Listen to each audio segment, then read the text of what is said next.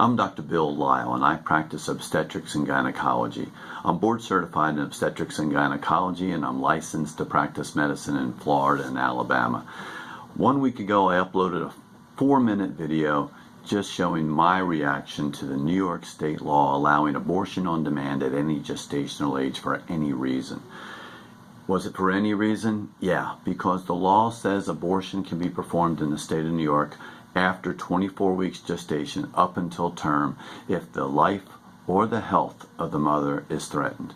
Well, how is health determined? How is that defined?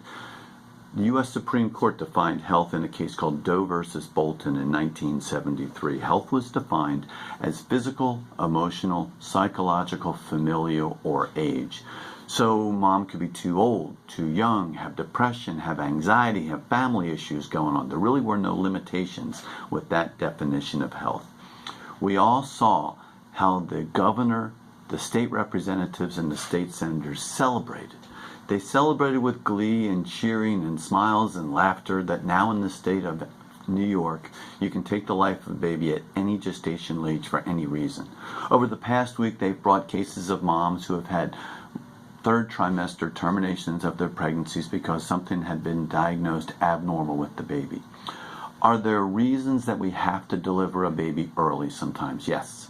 Moms can have conditions of preeclampsia, severe eclampsia, other issues, and we have to deliver the babies. If that 24, 25, 26-week baby goes to our neonatal intensive care nursery and does great, taking the life of the baby does not preserve or protect the life of the mom. It just takes the life of the baby. And I do not blame the moms with any of these decisions. It is the legislators and it is the medical community that are not proving and showing and revealing the personhood of the life on the inside.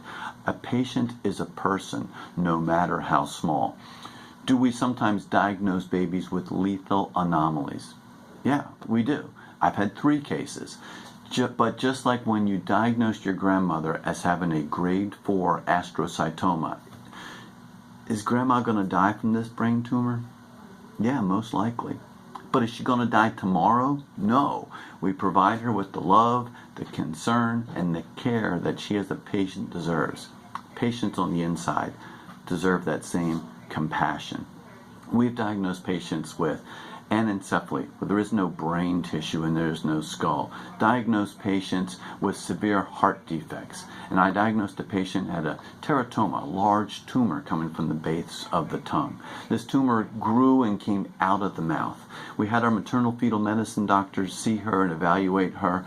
And when they did, they said, we can't handle this here. We found one pediatric surgeon in Colorado that was willing to try. He said, we'll deliver the baby out here and I will do my best to try to remove enough of this tumor in order for the airway to function. The day before she was supposed to fly out to Colorado, she broke her bag of water, came in, and the baby had passed away. So now we're going to labor her and induce her. With all 3 of these lethal anomalies that we diagnosed, we told the moms that we will be there for you during your pregnancy, during your labor, during your delivery, and for as long as we have to support you afterwards. When you are scared, when you have an abnormal diagnosis, you just crave, who is going to help me? Well, we promised all 3 of these moms that we would help them. All 3 of them delivered their babies and were able to hold their babies. This patient with the tumor coming from the tongue came in, we labored her, we delivered her. She had her husband there, she had other family members there, and I learned a very important lesson that day. When I delivered that baby with the tumor coming out of the mouth, it was almost half the size of the baby's head, and I laid that up on the mom's belly. Mom took that baby, held it close, loved that baby, and kissed that baby.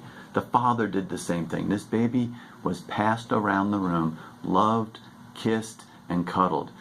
If you had seen a picture of this baby in a medical textbook when you were going through it, you would go, ooh, and just immediately flip to the next page. But there was something different. Not only was this a patient, not only was this a person, this was family. This was kin. And they held that baby for hours, loved that baby, and kissed that baby because it was part of their family. I almost forgot about this case. till a few months ago. I came back from lunch at Chick-fil-A, came back and there's a big basket on my desk. It was one of those baskets from Edible Arrangements with the chocolate-covered strawberries and with the pineapple. And I looked at the card and I recognized the name, and I looked up on my computer, I looked up the name, and it was the mom of this baby. And I called her and said, "Thank you very much. I mean, I don't understand." She goes, "Do you know what today is?" And I said, "No." And she said, "It was 1 year ago today that you delivered my baby that passed away. And I just wanted to call and thank you a year later for letting me love, hold, and care for my baby and to not abort my baby." All three of these families, when we told them, "We will be there for you, we will love you, we will support you, we will get you through this," all three of them were glad that they had that opportunity. Down syndrome. Is Down syndrome a difference? Sure. Down syndrome is an extra chromosome number 21. If you have ever met or know a child or an adult with Down syndrome, you will know that they have more love, more passion, more joy, more just happiness than anybody else. If there is a love gene on any chromosome, I guarantee it's on chromosome 21, because when these people have an extra chromosome 21, they have more love than anybody I know.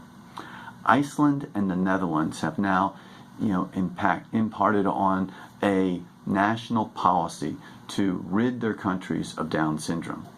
Well, have they found a cure so that Down syndrome doesn't occur at that moment of conception? Nope. They have offered universal screening for Down syndrome, and then universal termination is being offered for these pregnancies. In the entire nation of Iceland, they only have 2, maybe 3 babies that are born with Down syndrome in a year. 99% of the people who are diagnosed with a baby with Down syndrome in the Netherlands opt for terminating that pregnancy. Terminating an abnormality is not curing an anomaly. God forbid that our society gets to the point that we take the easy way out and not the better way out. If we diagnose somebody with a cancer that's not curable, do we just say, "We're going to let you die"? No. We provide them with the love, the respect, and the support that they deserve. Taking the lives of the babies in the womb is not good medicine. It is not the mom's fault. It is the problem with the medical community and with our legislatures that don't show this value of the life on the inside. So what do? Well, John Quincy Adams said, "Duty is ours, results are God's." We have a duty to defend the preborn, protect those that can't protect themselves, be a voice for the voiceless, and make a stand for those who cannot stand for themselves.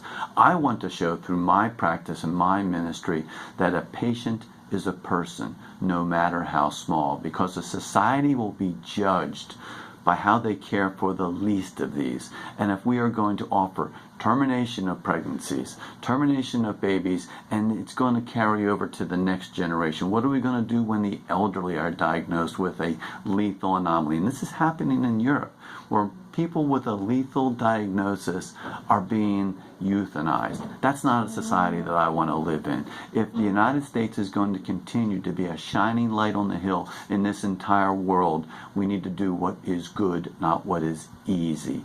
So God bless y'all. Thank you for your time. If you have questions, you can put them through my website, prolifedoc.org. And remember, a patient is a person, no matter how small. Thank you.